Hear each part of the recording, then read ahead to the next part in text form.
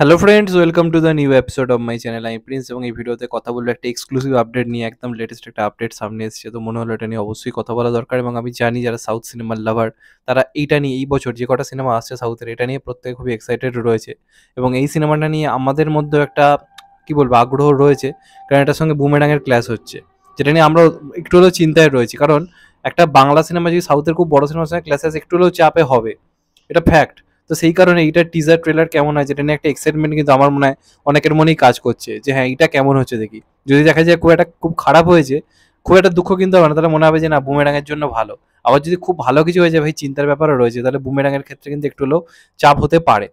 তো এখন এটা সংক্রান্ত বড় আপডেট যেটা ফার্স্ট তোমাদেরকে দেবো, যেটা এখন জানা যাচ্ছে, যে এই সিনেমায় কিন্তু আমি তো বলেছিলাম যে নানি এবং আমাদের জুনিয়র এনটিআর একটা ক্যামিও থাকতে পারে, এবং সেটা কিন্তু শুধুমাত্র জেসে ক্যামিও নয়, ওই ক্যামিওগুলোকে কিন্তু পরবর্তীকালে সিনেমার অংশ হিসেবে ধরা হচ্ছে। এবং সেগুলোকে নিয়ে কিন্তু মানে তারা কিন্তু একটা ইম্পর্টেন্ট চরিত্র হয়ে উঠবে। বেসিক্যালি নানিটা তো শিওর, এনটিআরটা এখনো জানা যাচ্ছে না, নানিটা তো 100% শিওর।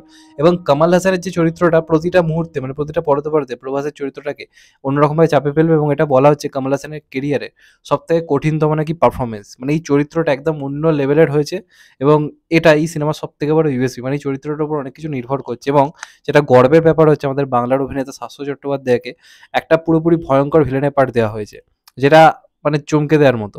সাউথের একজন ডাইরেক্টর একটা এত বড় কাজ আনছে, সেখানে ভিলেন বাংলা শাশ্বত চট্টোপাধ্যায়, এবং তার লুক তো আমরা দেখেছিলাম যখন ফার্স্ট এসেছিল।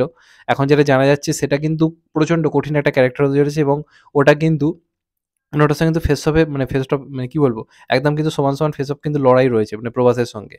আর দীপিকার চরিত্রটা কিরম কি এখন অব্দি জানা যাচ্ছে না। এবং অমিতাভ বচ্চন এই সিনেমার মানে পরবর্তী যে পার্টগুলো আসবে সেটার ক্ষেত্রে একটা মূল ইম্পর্টেন্স হয়ে থাকবে। তো এগুলো গেল হচ্ছে মোটামুটি অন্য আপডেট। এবার যেটা তোমাদেরকে মেন আপডেট দেবো, টিজার রিলিজ ডেট। এর আগে যেটা সেটা তো বেসিক্যালি গ্লিমস, সেটা তো মানে অফিসিয়ালভাবে টিজার নয়, সেটা শুধুমাত্র ওয়ার্ল্ডটার সম্পর্কে আমাদের পরিচিতি দিয়েছিল। এবার কিন্তু আমরা সিনেমার ভিজুয়াল থেকে শুরু করে সব কিছু অনেকটাই জানতে পারবো। তো এই সিনেমাটা তো রিলিজ করছে 9th মে এখনো অব্দি। এবার আশা করা যায় টিজারে তারা অফিসিয়ালভাবে রিলিজ ডেট আরও একবার জানিয়ে দেবে। তবে ধরা তো হচ্ছে 9th মে রিলিজ করবে। তো টিজার, প্রথম টিজারে সিনেমাটা আসতে চলেছে কিন্তু 8th মার্চ। 8ই মার্চ কিন্তু এই সিনেমার টিজার আসতে চলেছে, এবং টিজারটা সেন্সর থেকে জাস্ট ছাড়পত্র পেয়েছে। এবং টিজারটার ডিউরেশন কিন্তু 2 মিনিট 33 সেকেন্ড। হ্যাঁ, 2 মিনিট 33 সেকেন্ডের টিজার হতে চলেছে, এবং সিনেমাটা প্রায় 9টা পার্টে আসবে। এটা তোমাদেরকে আগেও বলেছি। কিন্তু ফার্স্ট পার্ট মানে একদম অন্য লেভেলের হবে। এবং তারা এই যে 9টা পার্ট ভাবছে, তার পেছনে কারণটা কি? তারা প্রথম পার্ট নিয়ে প্রচণ্ড কনফিডেন্স যে না এটা কিছু একটা হবে। যে কারণে তারা এত কনফিডেন্টলি কিন্তু এখন থেকে অ্যানাউন্স করছে এই পার্ট আনবে, ওই পার্ট আনবে। এখন থেকে কিন্তু তারা বলছে। সালার ক্ষেত্রে কি আপনারা এই জিনিসটা দেখেছিলেন? তারা কিন্তু খুব একটা কনফিডেন্স ছিল না। এটার ক্ষেত্রে কিন্তু যারা মেকার তারা প্রচণ্ডভাবে কনফিডেন্স।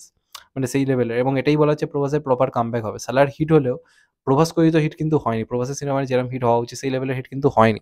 তো যে কারণে এটা একটা বলা যেতে পারে প্রভাসের কেরিয়ারের সবথেকে বড় কাজ আসছে, এবং মোড় ঘুরিয়ে দেওয়া হয়তো কাজ হতে পারে। এবং টিজার আসতে চলেছে, এটা অফিসিয়ালভাবে জানানো এখনো না হলেও যেটা ভেতর থেকে জানা যাচ্ছে 8th মার্চ কিন্তু এই সিনেমার কিন্তু টিজার আসতে চলেছে, এবং সেটা সন্ধ্যের দিক করে সম্ভবত টিজার আসবে এমনটাই জানানো হচ্ছে। তো দেখা যাক ফাইনালি কি হয়। তো এটাই ছিল আজকে সবথেকে বড় আপডেট। চ্যানেলটা নতুন হলে চ্যানেলটাকে সাবস্ক্রাইব করে দিও and get the bell icon. ভালো থেকো সবাই। Take care. নমস্কার। আবার দেখা হবে কত ভাই। সবাই ভালো থেকো, সুস্থ থেকো। নমস্কার। Take care. আবার দেখা হবে।